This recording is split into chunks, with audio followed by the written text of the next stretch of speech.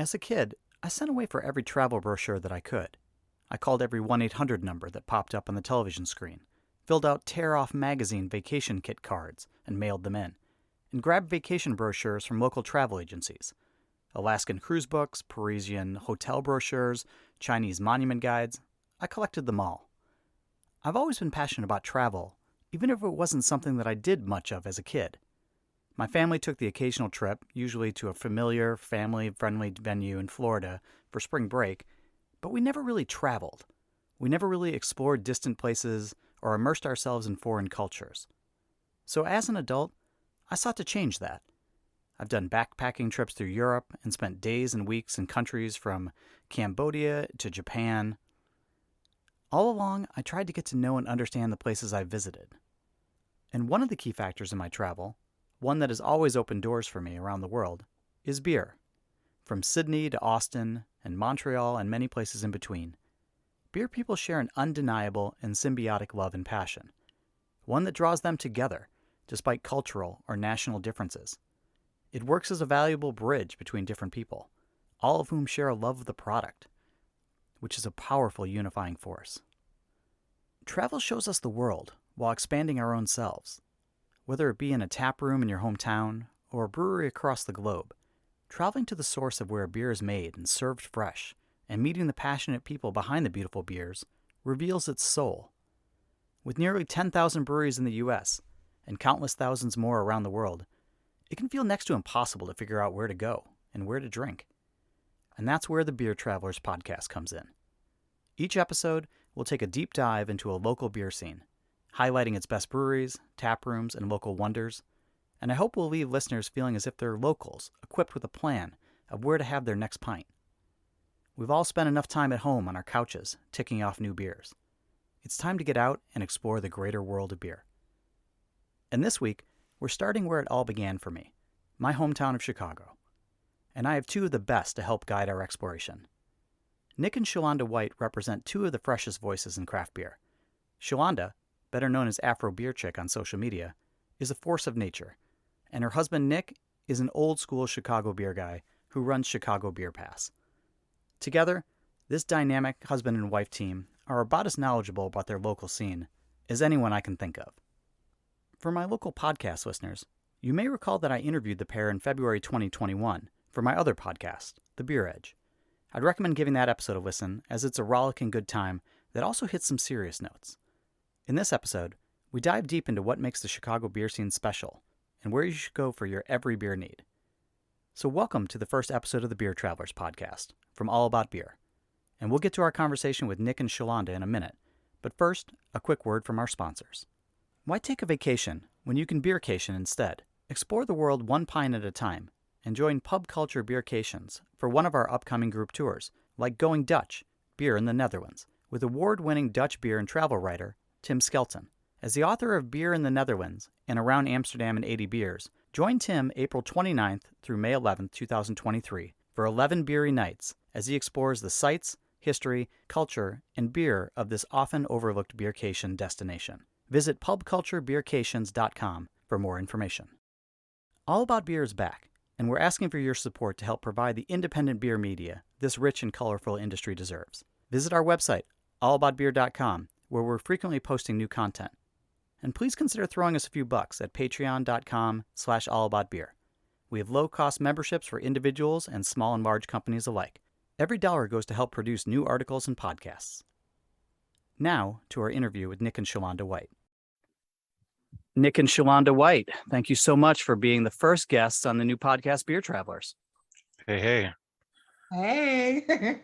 It has been a while since we last spoke, and frankly, it was on my other pod, the Beer Edge pod, and I feel like even then we were talking, whenever I get to talk to folks from Chicago, we're just going to talk Chicago, and that's basically it. We could have talked business, could have talked a bunch of other things, but here, as I was just saying to you guys, I can't picture, two people better situated and suited to sort of tell folks and tell the listeners like what's going on in the city, what's going on in the beer scene, what's hot, what's not, and just to give people an idea of the flavor of Chicago and what makes it such a great beer city. So again, thank you guys. And just sort of like start it off here, Chalonda, what do you think, how do you think you would characterize Chicago as a beer city? Oh my goodness. I'm gonna say it's I'm gonna be cautious when I say this, but it's genuinely how I feel. Now we all know Chicago is one of the most segregated cities as far as race, Mm-hmm. but however, with beer, it's pretty diverse because in each neighborhood you're going to get something very different. It's like almost like north side versus south side, but yet and it's still community. Mm-hmm. So and that's what I love about it. Like for instance, if you go to the south side, you get Weiner. Weiner is about, the organics, the what they call it, the plant, and then you come to the north side, you have like Corridor, which is like hipster in a sense. And then you have Revolution, which is also on the north side. It's like you're gonna get like some of everybody rolls through there. So it's a pretty diverse beer scene, if not anything else. Mm-hmm. And Nick, how about yourself? What do you think? Man, I love this town, man, but it's a wild ride, like Shalonda was saying. I mean, we were talking, I was talking to Brad about this, man. And it's like once you get past downtown in Chicago proper, I think you can only name like maybe 4 breweries, right? Mm-hmm. I think there's like, maybe like 4 or 5 breweries, but then up north, like there's this big boom of breweries. But so there's so much opportunity. We're like it's a well-oiled machine as far as like a number of brands, a number of breweries are here, right? And everyone knows what craft is. But I mean, there's still room for opportunity. It's somehow both like a space for opportunity for craft in a sense that, all the breweries aren't kind of spread out throughout the town. Mm-hmm. But then also it's a kind of place where you can really get lost and go, 7, 8, 10 breweries on a weekend trip, and they're all totally different. So I kind of like both of those sides of it. Yeah. Yeah. And Chicago, I mean, it's a city of neighborhoods, and as Shawanda said, there's a huge part of that is sort of bifurcated and segregated, and there's a whole. I mean, we could do 100 podcasts on why that's the case, but how would you describe the city as in terms of its relationship to neighborhoods? Are people really kind of going out of their own neighborhoods? Are they sticking around those spots, especially when it comes to beer? Nick, you were saying, maybe on the south side of the city, maybe some of the west side, that breweries haven't really taken as much as they have on the north side. Yeah, like Lagunitas is basically on the west side, right? Mm-hmm. It's in Douglas Park, that's like 18th and Western. I think well, you talk about out south, I think you got Open Outcry, which is way at the far edge of the city, like almost near Beverly, where like all the cops and all the firefighters have traditionally lived.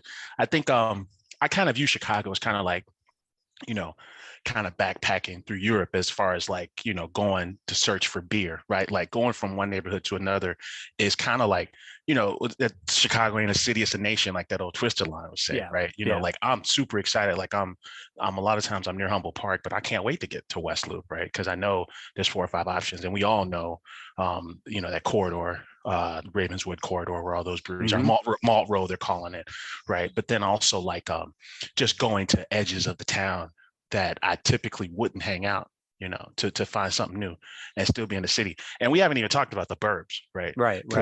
There's actually more breweries in the burbs than there are in the city. And then when you talk about folks like maybe visiting Chicago, I think Shalonda said this on one of her pods. She was like, well, you got to find out. They say Chicago, they might be staying near Aurora. They might be staying near Schaumburg, Joliet. So there's a lot of moves to be made. Oh, but to your point, like, sure, do I want to bike ride to my nearest bar brewery? Yeah. I get just as excited going to other neighborhoods to find out what's going on over there too, though. Yeah. This is we both are, we all three are, not to out anybody, but we're old enough to have seen the scene in Chicago develop a bit. And it wasn't always this case. Like, how many breweries are there in Chicago now? I'm sure that no one can keep full count, but just give me whatever your best estimate is. You're both rolling your eyes, looking up at the ceiling like, whoa, I don't know how to answer that question. I think when I last asked this question, so in the city of Chicago, there may be like, in this actual city, maybe like 70, about 70-ish, but in Chicagoland. And we're talking about the burbs, and we're also talking about Northwest Indiana, because for some reason that's considered to be Chicagoland. Yep. You're looking at a total of maybe, give or take, 177. Jeez. And that's that's not including the whole state. We're talking about Chicago land. Yeah. So yeah. Yeah, yeah, that sounds about right. Yeah, and for those, as Chalonda said, for those who aren't familiar, Chicagoland is this kind of amorphous term that describes kind of everything that you might see that's built up. It's not you're not going to hit farmlands and then still be in Chicagoland, but it goes for a ways, because that sprawl, like you said, it goes into at least two states. Yeah. Yeah. You're talking about the far suburbs, the far south suburbs, to the far west suburbs. And I mean, even then, even Chicagoland, the term Chicagoland has a boundary, because I know some people in Kankakee that are upset because they're not included in the description. Yeah, that's true. Yeah, Two Brothers is in Aurora, but our guy Josh Riley down in Kankakee, who reps Brickstone Brewing, he says, well, Aurora's further from Chicago than Kankakee. Why wait? It's a very arbitrary thing. Like, you can be in Kenosha, Wisconsin. Some people might tell you that's Chicagoland. Yeah. You can be in Milwaukee, Wisconsin. That's Chicago's nicest suburb, if you ask some people. Yeah, it's an arbitrary thing where Chicagoland stops and starts. But yeah. But one of those things that people should know is the city's big, and it shouldn't surprise you, but it's, trying to crawl around all these different places. We're hoping to get some advice from both of you as to the best ways to do that. But let's take a step back. Like I was saying, this city wasn't always so popping with breweries and bars, or at least not beer places. How has that developed over the time that you've both been watching the scene? Because I know we can all kind of remember back when it was Goose and maybe a handful of others, and that was really it. I mean, the breweries have definitely popped up over the years. I mean, and they're continuing to pop up. Every time you turn around, there's a new brewery that is coming. So, I mean, I've kind of been around in the scene for the last 10 years or so, and just, it wasn't I would say about 80% of the breweries were not even in existence when I was kicking off in like 2010 or 2011. Wouldn't you say that's so, Nick? Yeah, I would say that the big boom was like 2013 to 2015. For whatever reason, right? I think it might have had something to do with Rom. I think it had to do something with that Daily regime leaving, and that whole idea going away, and then a new regime coming in, and then maybe it was easier. I've said this before, and then I think the Burnt City guys were like, do not give Rom credit for that. Yeah. So maybe that's just a coincidence thing, but it was around that time, 2012 to 2015, you saw things like really, really pick up tremendously, to the point where, okay, I've lost count. It's hard to keep score. It's hard for one crew in town to really just keep score at all. And yeah, that's my understanding as well, is that just the daily administration was not hot on these breweries opening up. And frankly, that's all also before the tap room, model came into big existence, and that really changed the game. But, you're looking at places like Half Acre, and I don't remember exactly when that opened, but, these places are like kind of like the original old school beer places in Chicago. And that place isn't that old. I mean, it's not like this is Goose. These guys are still reasonably young who opened that spot. Late 2000s. I think a lot of it also has to do with social media. Social media played a big part in the trend of craft beer. So, when you get to posting on Facebook and Instagram, they're like, oh man, this is cool. This person has the brewery. I mean, maybe now I should open up a brewery. I mean, because I've talked plenty of times about how social media, encourages or influence, the craft beer industry. So, I mean, if you look up, you have a lot of home brewers that turned into open up breweries. And after speaking with someone, say, because I saw how they thought how easy it was on social media. So we have to kind of attribute that as well. That's funny. Yeah. And definitely, I would say the sons of Goose Island, for lack of a better term, but, maybe like a handful of brewers that were working there all went and started projects. That Moody Tongue with Jerry Rubin, everyone knows Lafler with Off Color, Penrose with Tom Quarter. I mean, these guys all spun off and kind of started their own breweries right away. That, along with entrepreneurs like, even Josh Deeth worked at Goose at one point, but he was a bar owner when he made when Revolution opened. But yeah, that combination of entrepreneurs and brewers, kind of all at once doing their thing and standing up businesses, standing up breweries. Some folks coming in from Three Floyds also. There's just, you had a lot of good feeder breweries to sort of work in, and then, like you said, there just became this diaspora of Chicago brewers, especially around that time. But Nick, you mentioned Goose, and it's sort of the elephant in the room when it comes to Chicago, and it's just this place that, you know, I'm sure we can remember drinking Hexnut brown ale and actual honkers, and those are the beers I cut my teeth on when I was getting into craft beer, and spent a lot of time in that brewery. And obviously with the sale to Anheuser-Busch, stuff got complicated. But what do you know, Nick, what do you think, you know, Goose's, you know, role is in the development of beer in Chicago, and what, you know, where's its place then, and then we'll talk about its place now. Well, then I think then their place was as the vanguard, right? Like Goose really went out of their way to explain beer's importance at the dinner table, right? I remember my first introduction to Goose was the Greg Hall era and the elegant chalice, and, you know, hey, you need to have Sophie and you need to have Matilda, you know, at the best bars in town, right? And Bourbon County Stout can have a beer dinner, that sort of thing. Mm-hmm. So and then also nobody partied as hard as them. They had these crazy activations in every neighborhood you can think of that incorporated music and art and, you know, and restaurants from neighborhoods that were nowhere near where the Goose Island Brewery is, right? So I think they kind of hung their hat on those two avenues when I first started drinking Goose. And then nowadays I would say, well, they're not the crazy drunk uncle, but they're your they're your uncle that you go party with, and he's got a ton of advice, and hey, he'll let you drive his car, and, you know, he'll let you understand, you know, what it means to be in this industry if you want to be in this industry, right? We and Chalonda were just talking about this. You know, they've always been a good neighbor as far as, like, you know, collecting beers and driving them all to GABF, or, you know, having brewers come in and understand their safety practices, since they have, you know, really tight-knit practices since the sale, you know, that sort of thing. Or hell, even with Microphone, that collaboration with Microphone, it was as a double release, one brew to Goose, one in Microphone. Goose said, well, here, if you want an adjunct, why don't you just take our Bourbon County Stout yeast and go make a barrel-aged barley wine with that and make it at Microphone? You know, Old Irving, they said, hey, how do I make Bourbon County? How do I make a big stout? You know, and they would trade off information. You know, Goose wants to know how we make hazies. You go to Goose, there's 7 fucking hazies on, right? But they're trying their hand at all these hazies because they're hanging out with all these younger breweries that make hazies. So you see this cool exchange of information, right? Where I think Goose is kind of still trying to find out, well, who we are with regards to, like, the beers on draft. But as a member of the scene, you can kind of see them going out of their way to make relationships with super young, super small breweries that, you know, that a fraction, their audience is a fraction of Goose's audience. And I think that part's kind of cool. Yeah. Chalonda, what's your take on Goose? I mean, I know Goose gets a lot of shit because of the fact that they sold, but for me, they're always going to be a gem because Goose is what got me started. It was Nick when we were dating. He got me my first craft beer. It was Sophie. And ever since then, I've been chasing after craft beer.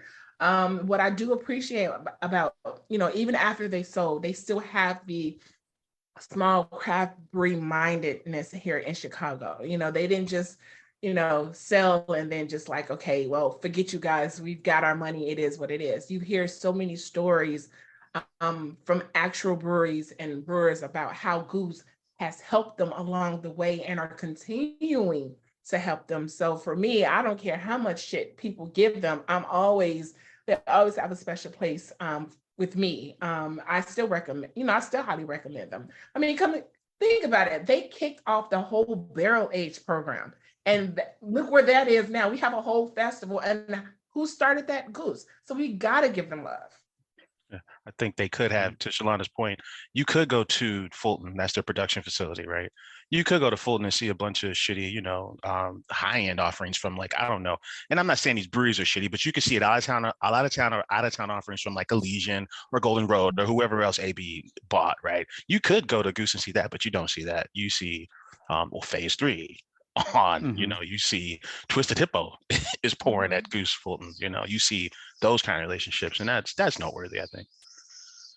I'm glad to hear that, because I you know, this is going to be a bit of a mutual admiration society when it comes to Goose, because I've loved for Goose. Like I said, you know, it's sort of the dad who raised me in this game a little bit, but it's also just I like to hear what they've done over the years, and I agree that, like, it's one of those, you get to be a certain size, especially within that bureaucracy. It's hard to know who you are. It's hard to figure out who you are. And they lost a lot of great talent, like you both noted, in that transition. And those folks went on to do incredible things at a lot of different places, especially just even in the city.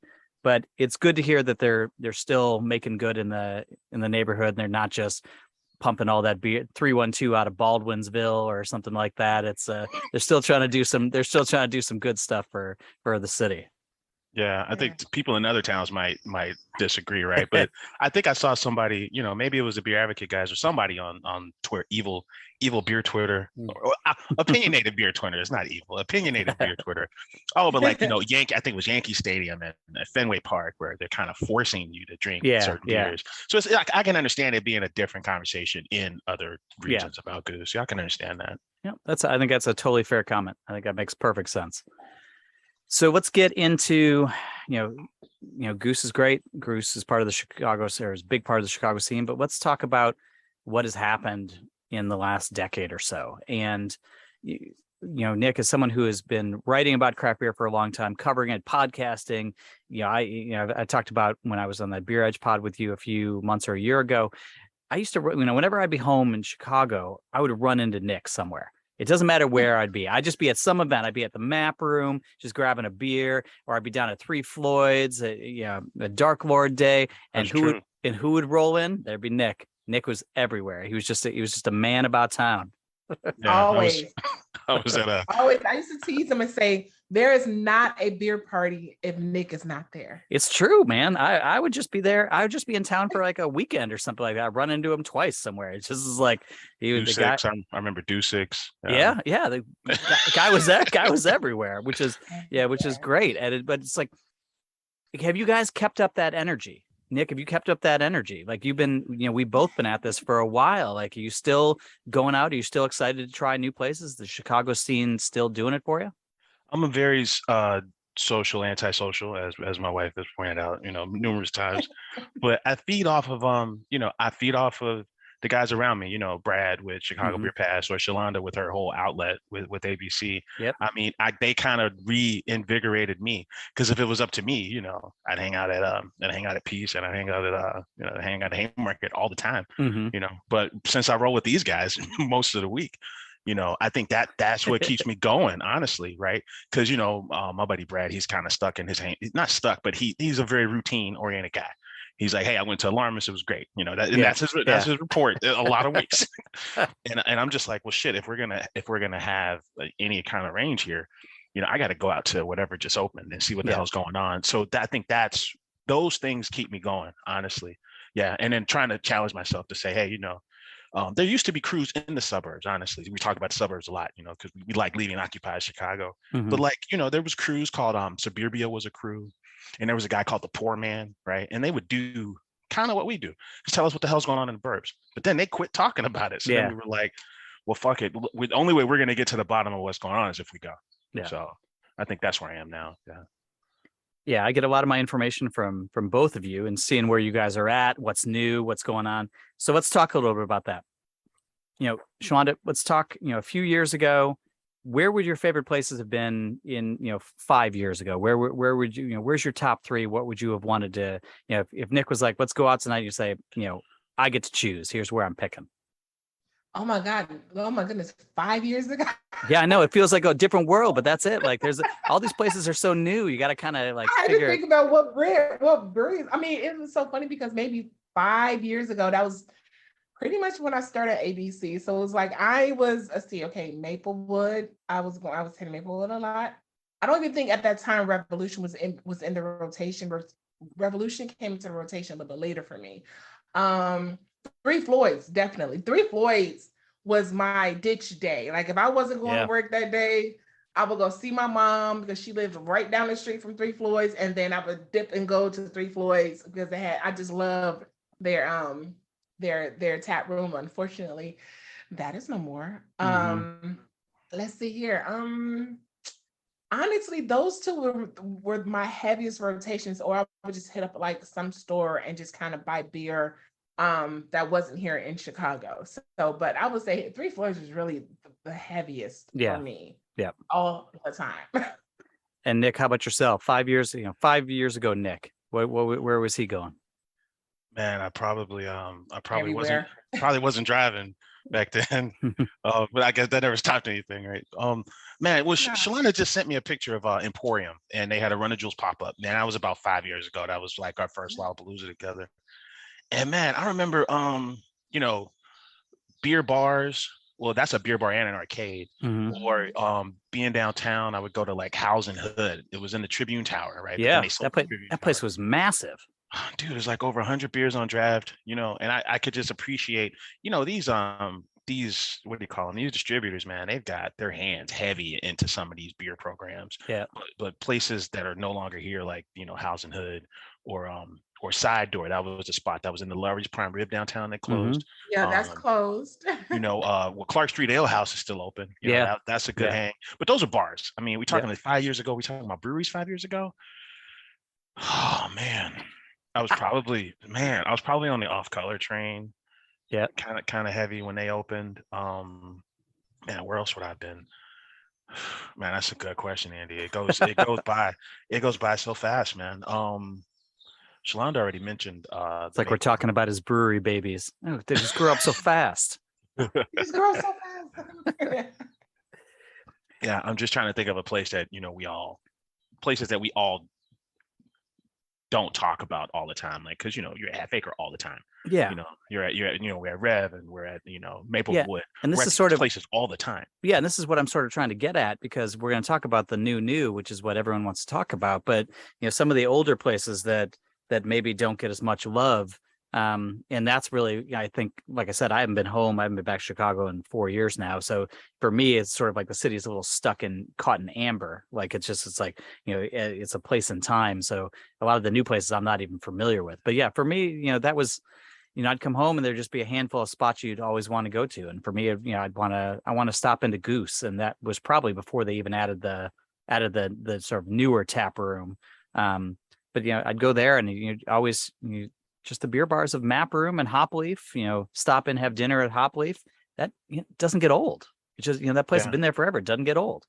Yeah, that's true. I think since 5 years ago, we probably popped into all of that what are they calling that area over there? The Chicago Brewing District, right? That would have been like Great Central and On Tour and Forbidden Root and brew yards. Yeah, like those kind of spots we'd have fell into 5 years ago. Cobra Lounge, which is now All Rise. We don't really go there too much. It's a little too alt right up in there, honestly. It's kind of weird up in there now. But places like that. We'll be right back with more Beer Travelers after a message from our sponsors. Stop living vicariously through other people's social media posts and get out and make some memories of your own. Join Pub Culture Beercations for one of our upcoming tours and start exploring the world one pint at a time with us. Visit pubculturebeercations.com for more information. Want more beer for your ears? The new All About Beer podcast, hosted by M. Sauter and Don Tess, takes a deep, engaging dive into the hottest topics in beer. Do you need to know what the heck a cold IPA is? Check out the first episode wherever you get your pods. New episodes drop every other Thursday. And now, back to Beer Travelers. So let's look at something. Let's do a bit of a lightning round here. Let's go with Shalonda first. What's the best IPA brewery in Chicagoland? Oh my God, it's like asking which one is my favorite kid. I know you got. I got two kids. I'll tell you, I got favorite. Oh my goodness. Oh, sorry, my dog was calling himself busting in. Yeah. You're just trying to get out of the question. I know. Yeah. Oh my goodness. Favorites IPA brewery. Oh my goodness. We gotta do this lightning round style. So you just gotta say it. Sorry. I'm gonna go Hop Butcher. I love Hop Butcher's IPAs. I do. I love their IPAs. What is it about Hop Butcher? I love. It's so funny because some people say, hey, you're getting like the same beer, which for me it's not. I love how they kind of switch up the hops, and I can, get the distinct taste out of each one. They're always so bold and in your face. So I always do enjoy Hop Butcher's IPAs. Nick, this is not much of a lightning round, but I'm gonna ask you the same question. Best IPA brewery, and you can't steal Shalonda's story here. You got to have your No, own story. I wouldn't do that to her, man. I'm gonna shout out Old Irving Brewing, man. I like what they're doing. I've been drinking a lot of their stuff lately because my buddy Brad over on Beer Pass, he drinks them a lot, so I drink them a lot. And man, I'm just a big fan of they really dialed in this they've really dialed in the hazy pale. They're extracting very cool flavors from these small beers, big flavor. And I'm like they are not missing. They are not missing with their IPAs, and their hazy pales. So I'm gonna go with them. We're gonna stick with you for this best lager brewery. Okay. No. You didn't go, and he's gonna steal your answer too. So you better come up with that second answer. Man, shit. I'm gonna say Motor Road Brewery. No, I'm just playing. They closed. Man, but I did a roundup with Paul Anner for some Oktoberfest stuff, and I put Metro. Long answer, Nick. Sorry, I put Metropolitan in the lineup with a bunch of local offerings, and I was just like, man, now I understand why people like Metro so much. You line them up with other lagers, and the Metro one is kind of standing a little taller than these other ones. So I'm going Metro. I like that answer. I'm going Dovetail because of the fact that they go that extra step to make sure that they process the water from different regions. Mm-hmm. So yeah, Dovetail, they always hit hard. Yeah, I think these are two excellent answers. Dovetail is the one I thought Nick was going to give, but no, he did not. He went a little. So too. I thought he was getting ready to take mine. Like, I didn't do that. That's but Metro is like another one of those places that has been open for, I mean, kind of a long time, at least in Chicago's beer history, but in the great scheme of things, probably fewer than 15 years would be my guess, maybe 12, 13 years, something like that. But they do great stuff that doesn't catch. I mean, Dovetail obviously gets all the love, as well it should. And as Chalonda's saying, like, it's one of the only beer tours I've ever been on where instead of serving me a couple of different beers during the tour, they give you 3 or 4 different samples of water. It's wild as hell, right? Yeah, just like here's our treated water. Here's how we treated it for this and this and this, and try the different waters. And they're so excited to talk to you about water. And it's the only tour I think you ever go on that you'll have that. But Metro's, it's got that tap room is, the brewery is beautiful. Like it's a gorgeous space, and that you sit in there and you drink a Helles, or you drink a crankshaft, which I understand not lager, but close enough. Just beautiful, just beautiful beer. Yeah, man. Shout out to Dovetail, man. You're right. They're super nerdy. They got that old Gwen Stefan, and I always butcher Gwen Stefan's name. That's fun. The old they got the old kettle from the Bavarian hillside. They geek out about wheat. They geek out about water. Yeah, but I think hands down, Metro might be the most scenic brewery in the city. That place is gorgeous. You want to hear something funny? Finch, one of the guys who used to brew at Finch, said that was the spot that Finch, when they made this announcement 10 years ago about this 80,000 square foot brewery that they were going to build, that was actually the metropolitan space that they were talking Really? about. Okay. Yeah, and we just started laughing, like, there's no way Finch is going to build a brewery that big. But Metro's doing it nice over there. They're doing very nice. Yeah, and I love those folks, and they also had a lot of smart and good people come through that program as well. Okay, we're back on Chalonda here. We got who's got the best barrel program in the city? Revolution. There you go. I'm just saying. I mean, those I'm not just saying it because those are my people. But Marty, Glenn, Jim, John, all of the Josh, that barrel program is killer over there. Yeah, they really know what they're doing. And now it's a tough one for Nick's already shaking his Nick's already shaking his head. He knew I was going to pick Rev, and he knew if he would have picked Rev over me, I would have going to be mad at him. Yeah, Nick, what you got? For barrel program, man, that's a good one. That's a good one. I mean, I would have to say Half Acre, because I enjoy the way they use those neutral cask as well as those wine barrels. And they offer you, the deep end stuff. They don't do barley wines quite like Rev, but they offer you the deep end stuff with the Benthic series. But then they also have that Hidden Cove series and it's all a play. Who's the lady who started Swanson? Avery. Avery Swanson, yeah, they collaborated with her. They got all these wild culture beers, and then they're using, you know, saisons and sticking them in these wine barrels. I enjoy the range of what they do over at Half Acre with barrels, so I'm gonna say Half Acre. What about, and this is a little bit different, you know, Nick, what's the best sour program in the city or in Chicagoland?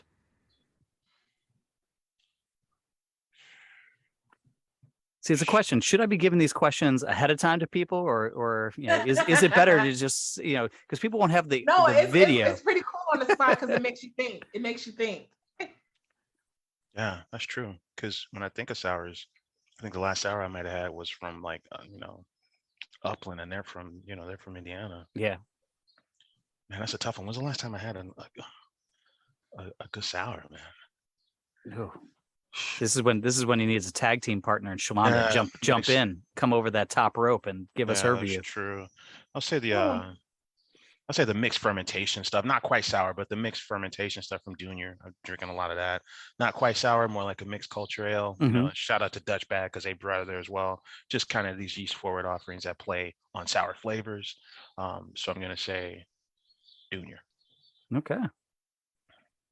This one is hard for me because it's really a tie. I'll take it. I'll accept it.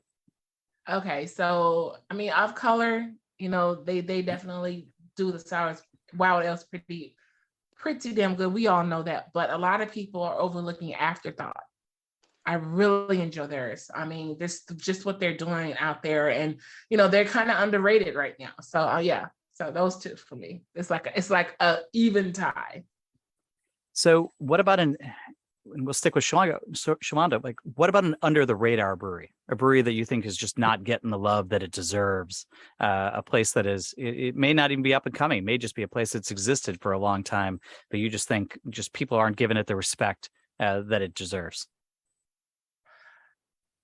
One part of me wants to say Funky Town, but these brothers are actually out there putting in that work, so they're kind of all over the place. So I'm going to say Afterthought.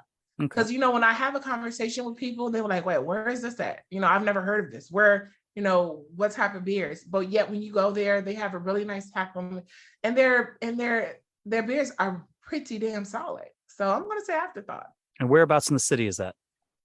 That's actually, it's actually Chicagoland. So that's the problem. That's the problem with these lists. Yeah, there's so much cool stuff outside of the city. It's Lamont. Okay. And Nick, how about yourself? What's an under the radar place? Man, under the radar, you know, I like going to Spiteful, man. It's in the shadow of Half Acre. Shout out to Funky Town though, man, because them boys, they do not miss. These motherfuckers do not miss. They make so much good stuff. I'm a big fan of Spiteful. I was at the Windy City Smokeout. You know, it's country music and barbecue and beer. Super weird lineup. But you know, first thing I grabbed was Spiteful Alley Time, you know, because I think, you know, they are, I want to say they're with Glun, so you see them at like, you know, United Center for Hawks and Bulls games, but no one really talks about Spiteful. Their wheat wine, you know, their lager, their IPA, those are always solid choices whenever I go to Spiteful, and I like hanging out there.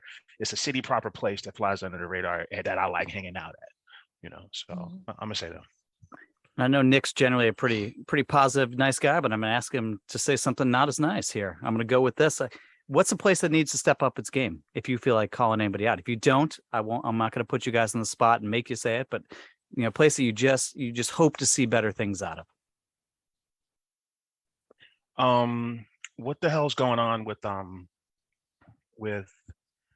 what's the name of the place? They're calling their place on Division. I was gonna say the chicken coop, but it's not. It's the Perch, Finch Brewing. What's going on? What's going on with? I mean, I think they're kind of like they got the aesthetic nailed down, right? You're walking down Division Street, and you know, there's bar after bar, restaurant after restaurant, and they got a very nice layout. It looks really good in there, but it feels like more of a cocktail bar or a restaurant than a brewery. But they got all these gorgeous tanks. I think they're even copper tanks. And then, well, what are they? And you know, they rarely ever have any or their own beer on.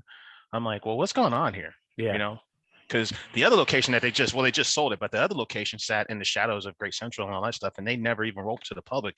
They were in the Chicago Brewing District, and the only place you couldn't go to was Finch because they were close to the public. Yeah. And I'm just like, well, what the hell's going on with, this is at least their fourth location, right? Yeah. At least. Yep. So what's going on with Finch, man? Are they gonna, and then you talk to all these brewers. We were thinking about doing this story called The Legend of Finch, because there's so many Finch alumni all around town. Yeah. And every time we bring it up, they'll run down all these folks that used to work at Finch. So I'm gonna say Finch, man. What the hell is going on with Finch? Finch is the brewery that never dies. Yeah, it's true.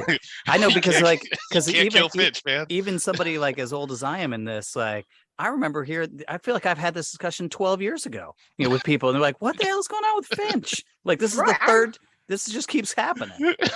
I remember when I first started, right? It was like right after I became president of Chicago Girls Paint Out, I went and worked one of their parties at their very first location. And I'm like, okay. And then they sold and they moved and they sold it again. I'm like, oh my goodness, like what's going on? Y'all like the brewery that never dies. Just keep popping up, but yet nobody really knows about your beer. Man, good time Charlie, who went on to start right beside her. He worked at Finch. The current pub brewmaster at Clybourne, Mike Jacobs, he worked at Finch. Our guy Christian Berdelis, who is the head brewer over at Burn City, he's a member of Finch. Our guy Pork and Alcohol, Ryan, who pours at the Beer Temple, he used to work at the Finch tap room. Like, everyone who worked at Finch went and found other gigs, and I'm just wondering what's going on. It's funny. It's a funny story. Chalonda, what about you? I'm gonna say Moody Tongue. Okay. Like, why the hell are they even around? Like, their beer isn't all that great, and the best thing at the brewery is the chocolate cake. So, I mean, other than that, how are they existing? Because no one really speaks on their beer. I've never heard anyone say that Moody Tongue is a destination brewery, or their beer is even good. I appreciate both of you keeping it real and answering the question. You could have just been like, no, we just want to keep it nice, but I appreciate that. That is the high road. And I've heard.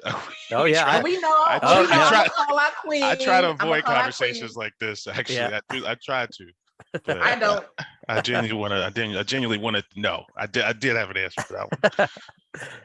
My husband is the nice one of the two. Me, I'm like, look, it is what it is. Okay, well, I'll let you get another sip in here. Chalonda, you get friends coming in from out of town, and you basically can go, where's the first place you're taking them? If they're, they don't have any preference necessarily, but you just want to show them like what is, Chicago beer to you? Where do you want to take them? Revolution. Yep. I mean, you guys got to do that one. You doing? So you going to brewery tap room, or are you going to the restaurant? We're gonna go to the brewery tap room. Okay. Yeah, I'm gonna go to the brewery tap room. That's and that's, it's an amazing space, and it's just this mammoth space that they finally just recently bought, which is awesome for them. Yeah. And they've held events in there, and they've got the world's largest American flag and just the prettiest an Instagram scene with all the barrels. Like, it just set up for you. If you're a beer nerd, but you also love Instagram, this is and also maybe some hot barrel beer. Like, it's a spot. They're good folk. Nick, what about yourself? Where are you taking folks? Ooh, I like these questions, Andy. I think low key, man, I might take them to District Brew Yards. I think its proximity to West Loop and its proximity to the Brewing District, but then also it's a modern beer hall. It's 4 breweries in one, all local beer. Twisted Hippo is going to be there. You got Burn City. You got a crew that super flies under the radar, and I should shout out to Around the Bend. I really dig what they're doing. And then you got that 4th brewery, the Casa Humilde, which is a Latin inspired brewery, right? And they got all these wacky themes and all these different exotic flavors. I think I'm taking them to Brew Yards, man. A, for its location, but then B, because of who's at Brew Yards. I'm taking them there. So the city's got a lot of events, a lot of different beer events. What are the best? Each of you, what's the best event in the city? We talk Pobab. And Nick, you can speak on it. Maybe it's beer under glass. I don't know. Maybe they got a lot of like festivals and a lot of beer events in the burbs. They got all sorts of fun looking stuff. Yeah, Fobab is our finest hour, right? Yeah. Fobab is our most revered event. Every beer you have there might be at a regular pop up at a regular bar any night of the week. Every beer you have there might be the first beer you grab if you were just at a regular bar. And for those who don't know, what is FOBAB? FOBAB is the festival of wooden barrel aged beers. FOBAB is the Lollapalooza of beers. That's good writing right there. That's excellent. That's the elevator. That's the elevator pitch for FOBAB. Yeah, it's at a stadium now too. Yeah, it's actually a pretty wild ride. FOBAB. You mentioned Bug. They permanently moved the location of Bug. Yeah. But I think at its peak, I don't think there was ever a party better than Beer in the Glass on a good day. Yeah. Right. It's in a historic landmark. It's got 7 different rooms with all different climates of all different types of plants. Basically, a plant museum with a huge bluestone terrace garden. It's on the west side of town, a part of the city that none of us ever really go to. Yep. Right. And then it's a guild event, so you can find all these suburb breweries we've been talking about, plus all the city breweries, and everyone's trying to impress each other. It's open in the craft beer week.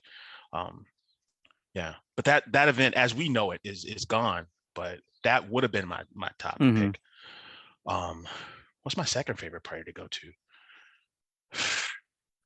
It's like he doesn't know. The guy goes to like 100 of these things a year. I know, right?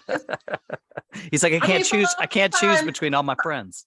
It's sometimes hard, man. I have to nudge him, like, well, let's go somewhere, because the old age is starting to set in. So let's get out. I'm saying. Wow. The best part is the two of them are podcasting here separately, but in the same house, in the same spot. So just like, that after this is done, he's gonna be, why'd you do me like that? Just come on. Yeah, Chalonda's in the office. I'm in the South Bar. Yeah. Yeah. So this city that we all love, how do you think Chicago stacks up against other beer cities you've been to? You know what? Here's the thing. For me personally, when it comes to the beer scene, I really hate to kind of compare because you're gonna get something different. Now, will I compare like the downtown? I mean, I'm snobbish, like, oh, this is our downtown, but I don't want to do that to the beer scene because everybody offers something so unique and so different. So, I mean, I have gone, like, for instance, Milwaukee. Milwaukee has come up big time on the beer scene just over the last 10 years. So it's definitely a destination, like, hey, their city is a spot where you can literally go and do a vacation and do some drinking. We're going up to Missouri, to Kalamazoo, and go check this weekend. That's Michigan. Yeah, I'm just saying, but we're going to go check it out. So it's like, and I'm sure it's going to be vastly different from Chicago. So, I mean, don't get us wrong. Chicago's always home, is always love for us. So, we are always going to be biased towards it, because it is Chicago. Nick, I was asking Chalonda to just basically shill for the city of Chicago and its beer scene, but she didn't take the bait. She's too diplomatic. She's given shout outs to all sorts of scenes. How about you? What kind of hometown, what kind of pride you got for the city? How do you want to promote it? Man, I love this town, man. Portland's a good hang. She mentioned Milwaukee. One of my favorite cities to hit was Grand Rapids is a good hang. There's a ton of cool spots. I mean, Denver. I mean, come on, Denver's a good hang. But I think you mentioned city and neighborhoods, and you mentioned like this combination of food and drink in all these different neighborhoods, and the range of type of breweries that you get when you're here.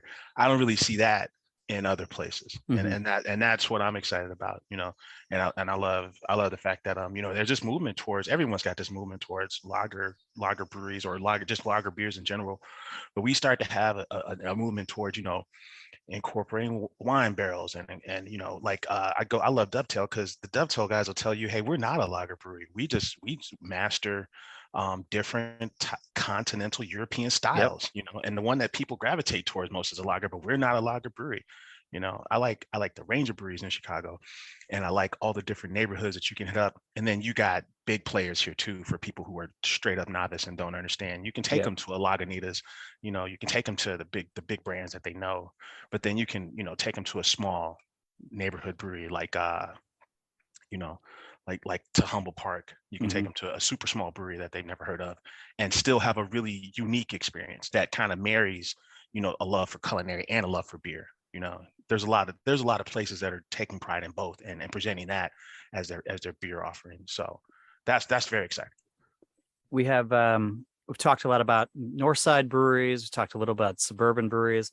What's a place south of the city that people shouldn't miss, or even even a neighborhood, if you want to talk, even a place that has good beer bars, some place that people should go if they're just not, if you're there for a few days, you've done all the north side or a bunch of the north side, you should try getting out and spreading yourself around the city a little bit. Man, I tell you, I would this was a romp that Chalonda and I took. She talked about Weiner. So you got this, I would say the three would be, you go by Sox Park and the first brewery you hit is Mars. Mars is in Bridgeport. And then you keep going, there's a neighborhood called Back of the Yards. That's where the plant is. That's where Weiner is. And Weiner is nothing like anything you would associate with a brewery, and that's, south of the south of where the White Sox play. But then I would go east and stay on 47th Street and go over to Bronzeville Winery. It's a black-owned winery. They've got a cordon bleu chef, and it's from a guy who throws a killer block party. The Silver Room block party is probably one of the largest block parties, one of the largest events, period, in Hyde Park. I would say take that dance, Bronzeville Winery, Weiner Brewing, and Mars Brewing, and for three completely different experiences. Yeah, all south of downtown. And I think that's the key, right? Get out here, and explore some neighborhoods. There's a huge Latin community over by Back of the Yards. We went into a grocery store and had it was a bizarre experience standing in line. Everyone's waiting for these tacos in the back of a grocery store. It's a totally different experience than just hanging out in West Loop or something. Chalonda, I know he just spoke on a tour you guys just did, but what, any other place you'd add, or you want to craft your own tour? I mean, okay, so if you want to go even further than that, because I feel like the south suburbs sometimes do not get as much love as the actual city. So this is like, and you got Open Outcry, which is at the very edge of the city south. Horse Thief Hollow, which is like right down the street from Open Outcry. But if you go even further south of that, you got Hellstorm. So it's like if you want to kind of do that far south route, there you go. That's true. You got to set it up for folks that, that say they're coming to Chicago, but they're really not going to Chicago. Yeah. So if you're staying out by the O'Hare area, you go over there, you go get you some microphone in your life. Go get you some Unani, Hubbard's Cave, that northwestern side of things. I mean, phase 3, if you're feeling frisky, pop in the Short Fuse, man. Go get you one of those crazy beers. If you want to get rowdy and close out your night, there's an unusual amount of space at Short Fuse. Unusually large suburban location. You can act a fool in there. No one cares. It's kind of like part of the deal, Shonda has thoughts, but maybe we say that. Chalonda hates Short Fuse. It's the brewery everyone loves to hate. Yeah. I mean, it's all right. I mean, I'm just like, okay. If your hotel room, all I'm saying is, if your hotel room is in Rosemont, you go to Crust. It's the car beer then, if that's the case. If you don't want to go hang out in occupy Chicago traffic, and you're in Rosemont near O'Hare, take your ass to Crust. That's a brewery. It used to be a German. Used to be the German folks. Who was that? Who was in there? There was the brew house. Brew house or something like that. Yeah. Anyway, it's a pizzeria brewery near Rosemont, and then a mile away is Short Fuse, and then you can shoot over the microphone. Now you got 3 breweries, and you don't have to sit in traffic. You're welcome. Nik, Chalonda, thank you so much for being the first guests on the premiere, the inaugural episode for Beer Travelers, where we made it, but also you guys made it. Like you guys are kind of the essence of Chicago's beer scene to me. I think the two of you represented beautifully. I think you guys have passion. You're smart. You're dedicated to it, but you still got the drive to get out there. And in both of your voices, you can hear kind of the passion for the beer scene and just wanting to experience all of it, make it better. And from one former Chicagoan to the current Chicagoans, I greatly appreciate it. Thank you, sir. Hey, man. You. And thank you for having us, man. And then more importantly, man, congratulations on reviving this brand Thank you. It's gonna be back and better than ever. Couldn't be happier for you, man. It's good to see you making these power moves, man. It's what we're trying to. It's what we're trying to do here. But also, before I let you go, promote yourselves. Tell me what are the projects? Where can people hit you up at? You can hit me up individually at Afro Beer Check on all the social medias, and then you can hit us collectively on our bourbon podcast at the Neat Pour. I do like that bourbon podcast. Yeah, right on, man. You can find me on Twitter at Nicosio. Shout out to Chicago Beer Geeks. That's my website. It's at Shy Beer Geeks on Twitter. Shout out to my man Brad Chmielewski, Loose Keys. Chicago Beer Pass is our audio show, our weekly audio show, and of course the aforementioned Neat Pour featuring Nik and Afro Beer Chick. Thanks for listening to the Beer Travelers podcast. If you have a suggestion for a town we should visit next, please drop us a line at podcast@allaboutbeer.com. Please give our podcast a review wherever you listen. It really helps folks find out about us. And if you like the episode, tell a friend and post on your socials. Interested in learning more about connecting with an engaged, energetic, and interested audience of curious beer consumers and brewers? We have many different advertising opportunities, including through our podcasts, website, newsletter, and social media channels. For more information, please contact us at podcast@allaboutbeer.com. Stop living vicariously through other people's social media posts and get out and make some memories of your own. Join Pub Culture Beercations for one of our upcoming tours and start exploring the world one pint at a time with us. Visit pubculturebeercations.com for more information. All About Beer is back, and we're asking for your support to help provide the independent beer media this rich and colorful industry deserves. Visit our website, allaboutbeer.com, where we're frequently posting new content. And please consider throwing us a few bucks at patreon.com/allaboutbeer. We have low-cost memberships for individuals and small and large companies alike. Every dollar goes to help produce new articles and podcasts.